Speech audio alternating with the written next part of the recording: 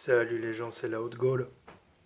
Nous sommes le vendredi 29 mai, le mois touche à sa fin. Je fais pas mal de vidéos pour l'instant, d'une part parce que j'ai pas mal de choses à dire. Euh, je préfère faire des plus petites vidéos en traitant plutôt d'un sujet spécifique au lieu de faire une vidéo beaucoup plus longue dans laquelle, j'ai envie de dire, les informations se noieraient. Alors, comme je le disais dans ma précédente vidéo, euh, évidemment, ce genre de sujet attire beaucoup de monde. Alors, des gens qui sont pas d'accord, ça c'est normal. Des gens qui sont d'accord, c'est normal aussi, puisqu'on a toujours des gens qui sont d'accord avec nous. Mais il n'en reste pas moins que parmi ces gens, il y a beaucoup de gens qui croient savoir mieux ou qui pensent être plus intelligents et qui donc sont très insultants. Ce qui m'amène petit à petit à me demander si je vais continuer à laisser des commentaires accessibles sur mes vidéos. En parlant de commentaires, bon, j'essaye de répondre à tout, ou en tout cas de tout lire. C'est aussi le genre de vidéo, contrairement aux vidéos sur le tarot par exemple, qui attire pas mal de commentaires. J'ai répondu à pas loin de 300 commentaires cette dernière semaine, et j'ai pas que ça à foutre. Alors bon, pendant le mois de mai, fin du mois de mai, j'ai un petit peu plus de temps, bien qu'à partir de la semaine prochaine, le temps me sera un peu plus compté parce que je reprends le travail. Alors, cette vidéo, ça va être à quoi s'attendre et quoi faire. Alors, avant ça, j'ai envie de te dire, je vois beaucoup de commentaires, pas que sur ma chaîne, mais sur beaucoup d'autres chaînes ou d'autres personnes que parfois j'écoute et des gens qui disent oui, on est éveillé, donc on doit agir. Alors, je ne vais pas faire ici le point sur les différents niveaux d'éveil, parce qu'être éveillé, être conscient, être hyper conscient, être réveillé, etc. Enfin, il y a différents niveaux, j'en ai déjà parlé dans d'autres vidéos. Mais il faut savoir que le fait d'être éveillé va insinuer en général une distanciation, pas sociale ni physique, mais une distanciation. D'abord, en fait, c'est les étapes du deuil de Kubler-Ross, c'est-à-dire que ces étapes de deuil ne sont pas valables que sur le deuil, elles sont valables sur plein d'autres choses. Donc, quand on se réveille, en général, on est d'abord le, euh, dans le déni, et puis on est dans, dans, dans l'acceptation à un moment ou à un autre. Enfin, il y a toutes les étapes, je ne vais pas toutes les citer ici, mais ça induit inévitablement qu'au départ de l'éveil, on est un peu choqué parce qu'on se prend tout dans la figure, et puis au fil du temps, avec l'éveil, on a envie de se distancier de tout ça, et c'est une des raisons qui fait que souvent les gens, entre guillemets, éveillés, c'est pas mon coq qu'on entend, c'est le coq du voisin, hein, comme ça vous le savez, les gens éveillés sont souvent dans l'inaction parce qu'en fait, euh, ça insinue un besoin de retrait, de prise de distance, et donc on n'a pas envie d'agir, on a envie de faire autre chose, de créer autre chose. La plupart des gens éveillés ont envie en fait de quitter, de sortir de ce système, et donc ça génère beaucoup d'inaction. C'est une des raisons qui fait que euh, on entend souvent des gens éveillés, mais qui sont à transmettre des messages plutôt qu'à agir. Je disais dans ma vidéo, le plan est en marche. Ce qui est en route, c'est pas une question de croyance. C'est pas une question de vision de la réalité, parce que beaucoup de gens me disent oui, mais ça c'est ta vision de la réalité. Euh, c'est pas non plus une question de ça va toucher certaines personnes et pas d'autres. Ça va toucher en fait les gens qui vont être ouverts à ça, c'est-à-dire que quelqu'un d'un peu éveillé aura plus facilement conscience de ce qui se passe, de ce qui se trame, et l'acceptera plus difficilement que quelqu'un qui ne l'est pas.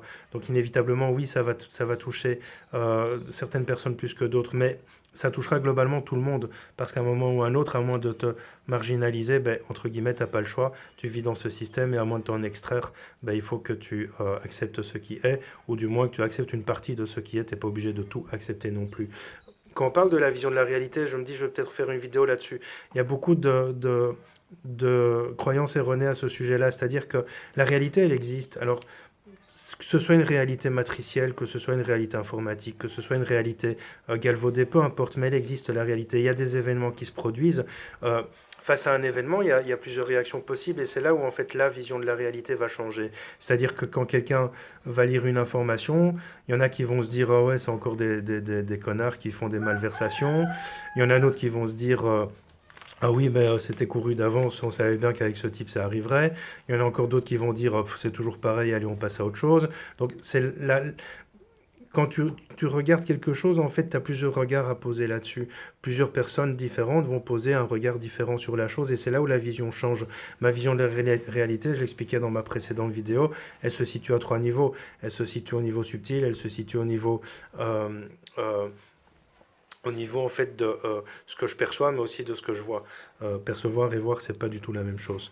Bon, ici, à quoi s'attendre dans les semaines, les mois et les années qui viennent? Alors, on est dans une décennie capitale, majeure, parce qu'en fait, que ce soit dans les textes sacrés, que ce soit dans les prophéties, que ce soit dans les visions de beaucoup de médiums, la décennie 2020-2030 est une décennie de changement majeur pour notre société. Et je vais vous donner un peu les informations. Alors, je prétends pas ça aussi, c'est important que je le précise. Je ne prétends pas vous apporter plus que d'autres, que ce que d'autres vous ont déjà apporté.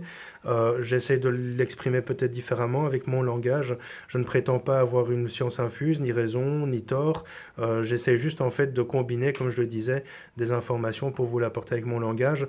Et puis parce que là encore, il y a des gens qui, parmi ceux qui me suivent, ne sont pas avertis de toutes ces informations, n'écoutent pas forcément tous les gens que j'écoute, ne lisent pas forcément toutes les sources d'informations que je lis et ne reçoivent pas forcément tous les messages médiumniques que je reçois.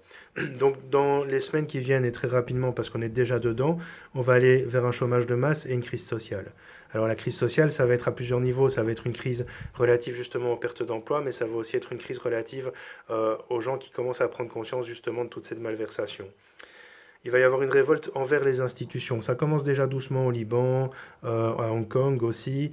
Ça commence un petit peu partout. C'est pas, ça n'a rien à voir avec les gilets jaunes. Ça va être beaucoup plus gros, beaucoup plus large que les gilets jaunes ne l'ont été. Ça va toucher beaucoup plus de personnes. Les gilets jaunes, d'une certaine manière, ça a plutôt touché le pouvoir d'achat, au départ du moins. C'était plutôt la cause, c'était le pouvoir d'achat.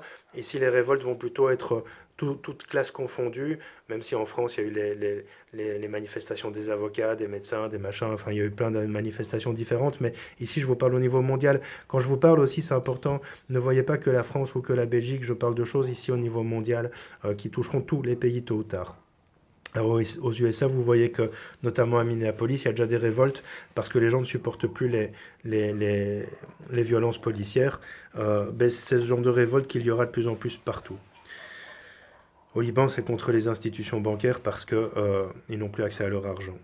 Alors, il va y avoir des pénuries alimentaires. Alors, je l'observe déjà. Alors, c'est notamment entre autres dû au Covid, mais ça va aussi être au fait que, ben, comme la production est un petit peu à l'arrêt, elle va prendre du temps à reprendre. Ta tomate qu'avant tu pouvais acheter même à bas prix chez Lidl va commencer à augmenter au niveau du prix et il va y avoir de plus en plus de pénuries. J'observe les pénuries moi au niveau informatique parce que j'ai besoin de matériel pour mon travail. Au niveau alimentaire, c'est parfois difficile de trouver de la farine, etc., etc. Donc plus tu pourras faire toi-même, plus tu pourras en fait t'en sortir. Une inflation qui va avec, évidemment, parce que plus c'est rare, plus c'est cher. Les lois liberticides, en fait, aujourd'hui, ce n'est que le début. C'est-à-dire que euh, ça va mollo, ça va crescendo, mais ce n'est que le début. Il va y avoir des lois de plus en plus liberticides, des lois de plus en plus qui iront de plus en plus à l'encontre de ta liberté de penser, de ta liberté individuelle, de ta liberté d'agir, de ta liberté d'exister. Ces lois-là, en fait, elles vont s'installer de plus en plus et ce sont et c'est là où c'est dommage, c'est que souvent ce sont des lois que la plupart des gens vont demander. Alors ne me dis pas oui, mais non, moi je ne les demande pas. N'oublie pas qu'il y a au moins 90% de personnes qui ne sont en attente en fait de sécurité, en attente de cet état-providence qui n'existe plus, et que donc ces personnes-là, c'est la majorité. Donc ils vont demander des lois indirectement, tacitement, mais voilà, ils vont les accepter parce que ça va passer crème, parce qu'en fait ce sera vendu comme étant pour notre sécurité. Alors la sécheresse, parce que la sécheresse, ça n'a rien à voir avec le Covid ni avec quoi que ce soit. Je le répète et j'insiste, le réchauffement climatique n'est pas anthropique, mais il existe. Euh, la sécheresse va aussi générer d'autres pénuries parce que certains fruits et légumes ne pousseront plus, parce que d'autres fruits et légumes pousseront dans des régions où ils n'avaient pas l'habitude de pousser, ce qui va générer aussi des augmentations tarifaires. Alors je vois, on en parlait, enfin j'en parlais dans la précédente vidéo. Euh, pour moi, le coronavirus, c'est un coup dans l'eau, mais il y a une autre maladie qui va arriver. Alors, soit c'est une autre maladie, soit c'est la même, mais plus amplifiée, c'est-à-dire plus forte. Pour moi, il existe ce virus. Qu'on me dise pas, oui, mais non, il n'existe pas, mais t'as dit qu'il n'existait pas, mais t'es pas cohérent et machin. J'ai dit, il y a une maladie. Pour moi, c'est dans l'air et c'est auto-immune. C'est ce que j'ai dit. Après que tu l'appelles coronavirus, que tu l'appelles, je sais pas moi, chimévirus ou 1664 virus ou Heineken virus, ça n'a aucune importance. La maladie est là, mais c'est le tapage médiatique qu'ils ont fait autour qui, en fait, est excessif. Mais il y a effectivement une maladie et une nouvelle maladie va apparaître parce que, tu sais, c'est toujours, même avec cette maladie-là, c'est toujours Même si c'est un coup dans l'eau, le plan a réussi. Parce que c'est toujours l'histoire de la grenouille dans la casserole d'eau. Autrement dit, euh, tu as d'abord une maladie qui est pas si grave qu'il n'y paraît, même si elle est un peu plus grave qu'une grippe saisonnière, un peu plus grave mais pas trop. On va s'habituer à des mesures, et puis il y aura une maladie qui arrivera et qui sera un peu plus grave encore, et puis on s'habituera à encore plus de mesures restrictives, et puis encore une maladie plus grave jusqu'à ce que finalement toutes ces mesures restrictives deviennent la norme.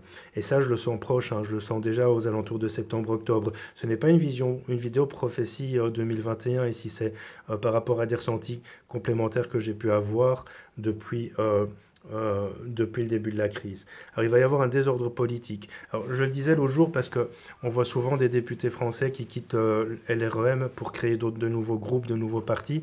Méfiez-vous, c'est la manipulation géopolitique, c'est-à-dire qu'ils restent dans l'optique, dans la croyance, dans la philosophie de l'REM, mais ils vont créer des nouveaux groupes qui serviront à l'REM, parce qu'il faut toujours des groupes d'opposition et des groupes d'alliance. Voilà, donc ça servira, donc même si vous voyez des députés quitter LREM, ne vous dites pas que le bateau coule. En fait, je le disais sur Facebook, il ne faut que prendre des canaux de sauvetage parce que les gens ont de moins en moins confiance en LREM.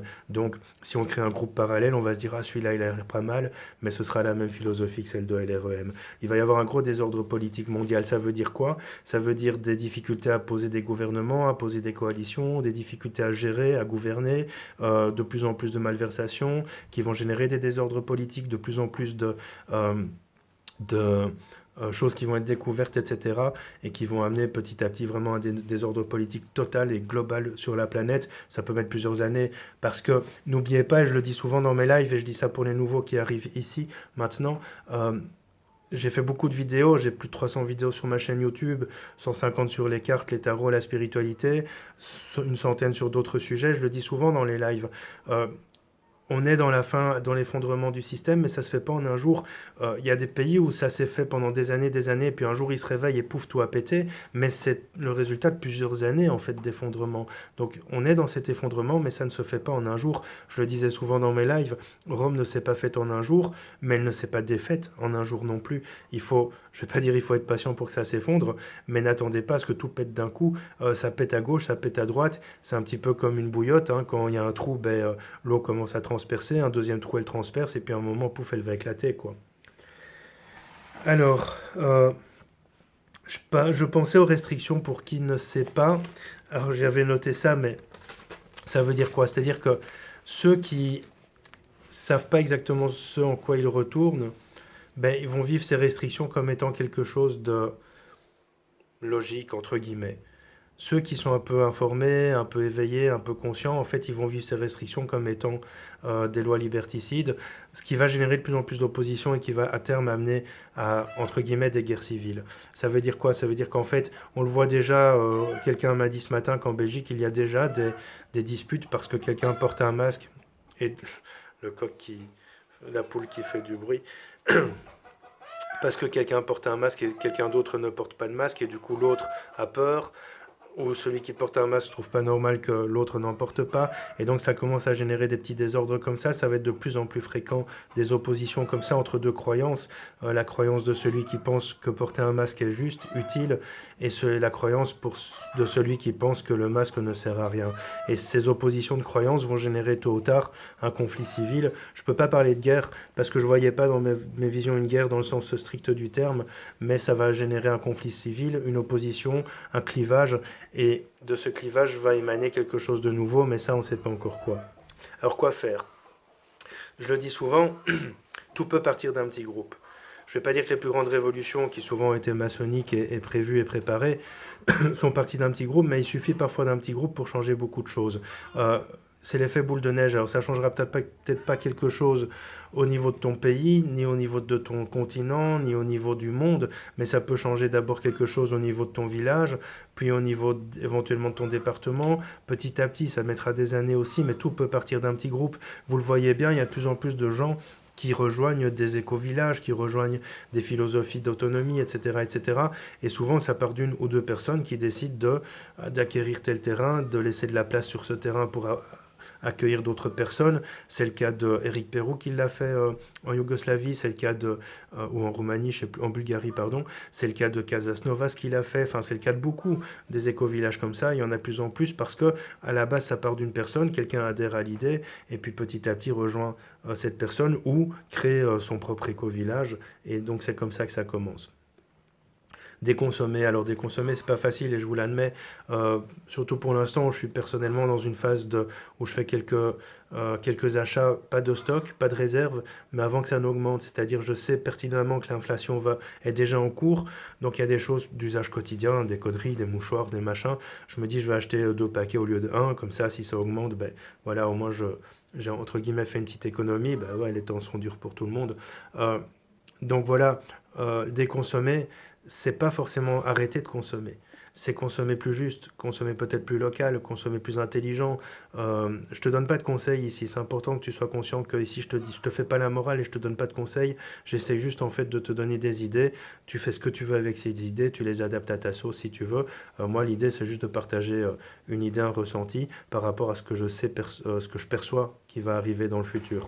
Donc déconsommer ne veut pas dire arrêter de consommer. C'est consommer plus intelligent, plus local, peut-être faire des achats groupés et ce genre de choses qui vont permettre en fait non seulement de dépenser moins, de ne pas subir cette inflation, mais aussi en fait d'avoir des choses qui te sont utiles et plutôt éviter plutôt d'acheter des trucs qui ne servent finalement à rien, que tu auras acheté peut-être par pulsion, un nouveau sac, des nouvelles choses, je sais pas moi, des nouveaux vêtements, tu as pulsionné, t'as acheté et finalement tu dis ben, finalement je le mets 2 fois quoi. Je suis un ancien très gros consommateur, je suis aujourd'hui un moyen consommateur et je tends à aller vers un faible consommateur. J'évolue comme toi, comme moi, on doit évoluer tous ensemble et j'essaie d'évoluer vers une déconsommation tout en ayant une consommation entre guillemets responsable. Euh, ouais, si tu as la possibilité, ben, t'entends, il y a des poules chez le voisin. Euh, une conso intelligente, c'est une chose, mais avoir possibilité de consommer moins grâce à ta propre production, un petit potager. Tu sais, un potager, je connais des gens qui ont une mini terrasse, hein, ils savent à peine mettre une poubelle sur la terrasse, mais ils l'ont transformée et ils ont mis on va dire un petit bac avec deux trois salades qui poussent. Je connais des gens qui dans leur cuisine font pousser du céleri ou de la menthe, etc. Quoi. C'est pas impossible en fait. Ne te freine pas en te disant ouais mais je suis en appart. Ne te freine pas en te disant ouais mais j'ai pas la main verte. Tout ça, ça s'apprend. Tu vois, c'est des choses qui s'apprennent au départ. Moi je suis pas très main verte. Hein, c'est Madame Colombo qui s'occupe plutôt de faire pousser 3 salades. Mais euh, l'idée c'est de dire au départ ben voilà c'est quelque chose qu'elle a appris aussi quoi. Alors diminuer les déplacements, nous personnellement on essaie toujours de grouper les déplacements, mais diminuer les déplacements pas parce que tu pollues, parce que ça c'est un petit peu de la culpabilisation politique, mais euh, diminuer les déplacements parce qu'en fait les déplacements sont vecteurs de maladies aussi, que ce soit bêtement un rhume, que ce soit une gastro, que ce soit un coronavirus ou tout et n'importe quoi, et comme avec les réchauffements climatiques qui ne sont pas anthropiques, il va y avoir de plus en plus de maladies qui vont circuler, plus tu vas pouvoir limiter tes déplacements, plus ta santé pourra être intéressante. Reprendre ta santé en main aussi, alors reprendre ta santé en main, ça veut dire quoi?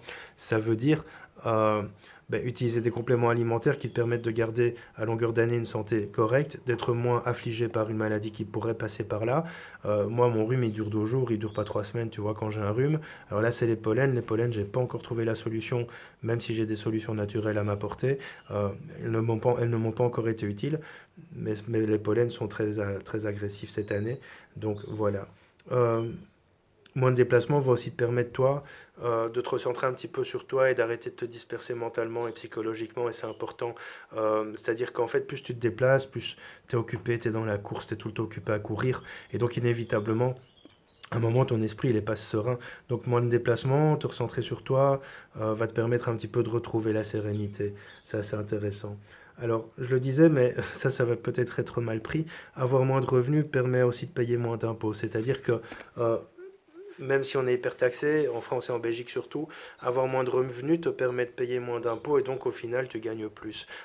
Parce qu'il y a une course à l'argent dans ce monde. Alors parfois c'est indispensable parce qu'il y a des factures à payer, machin, je sais, et je vais pas rentrer dans des situations de gens qui n'ont pas les moyens ou d'autres qui sont surchargés de dettes.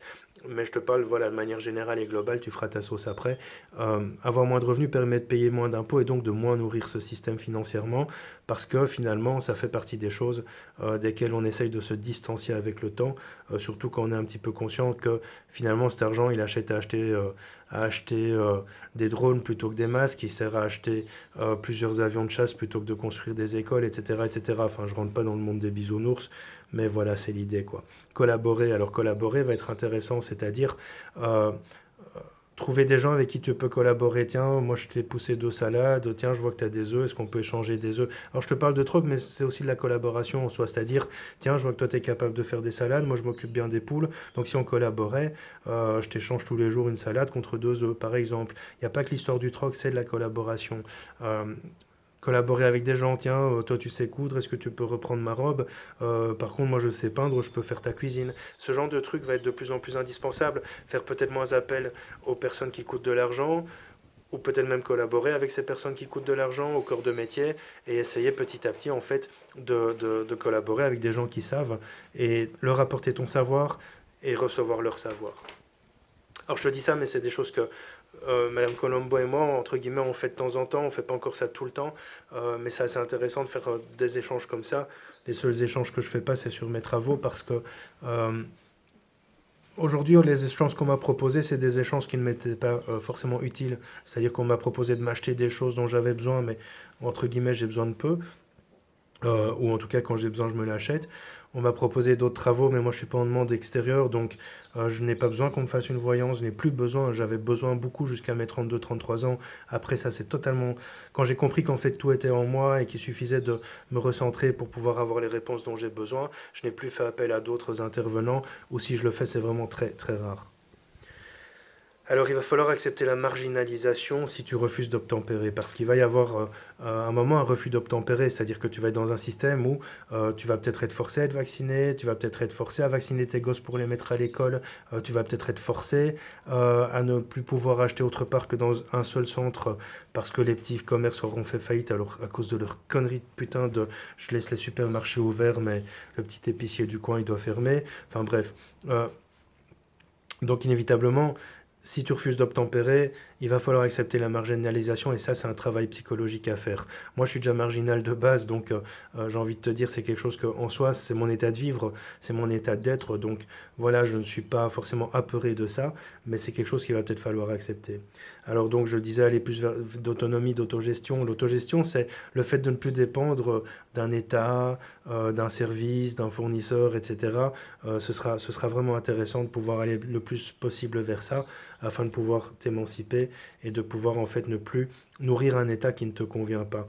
Et puis finalement, on va vers quelque chose qui va être un état de contrôle des masses, des peuples. C'est quelque chose qui va être de plus en plus à la mode, entre guillemets. C'est quelque chose qui va être de plus en plus coutumier. Il va falloir accepter à un moment ou un autre que soit tu es contrôlé, soit tu es marginal. C'est quelque chose d'assez important à prendre conscience. On va vraiment dans un monde orwellien, je le disais dans une autre vidéo, mais c'est quand tu lis 1984, je l'avais relu il y a 2 ou 3 ans, je me dis putain mais c'est notre monde quoi. À quelques différences près, c'est un peu entre guillemets romancé, bien que pas si que ça, mais il n'en reste pas moins que oui, c'est notre monde actuel, c'est le monde vers lequel on va. Je le disais aussi dans certains lives, on peut changer les choses. On n'est pas obligé d'accepter tout ça, mais évidemment seul, dans ton coin, c'est dur, parce que si tu refuses une amende quand tu es seul, ben, tu vas être amené au tribunal, tu vas peut-être devoir payer le double ou faire des TP, des TIP là, ou des travaux d'intérêt public. Euh, alors que si tu es 10, 15, 20, 30 à refuser l'amende, et que tu coalitionnes avec ces gens pour mener des actions, que ce soit en justice ou autre, eh bien inévitablement, en étant plus seul, c'est beaucoup plus facile d'aller contre ce système. C'est pour ça que collaborer, faire des groupes, avoir des gens qui partagent tes pensées, va être quelque chose de plus en plus important dans le futur. Voilà, c'était une idée de vidéo que j'avais envie euh, de te faire pour t'apporter des pistes de réflexion. Je suis pas là pour te dire fais comme ça, fais comme ça, fais comme ça, fais comme ça. Je suis juste là pour te dire tiens, prends une ou 2 pistes de réflexion, fais ce que tu veux avec, t'es pas obligé. Mais en même temps, je vais te dire que euh, ça coulera de source à un moment ou à un autre, parce qu'on va vraiment vers un monde qui va être de plus en plus difficile à vivre. Je te dis à bientôt, je te souhaite une belle après-midi, et voilà, à bientôt pour une prochaine vidéo. Hop.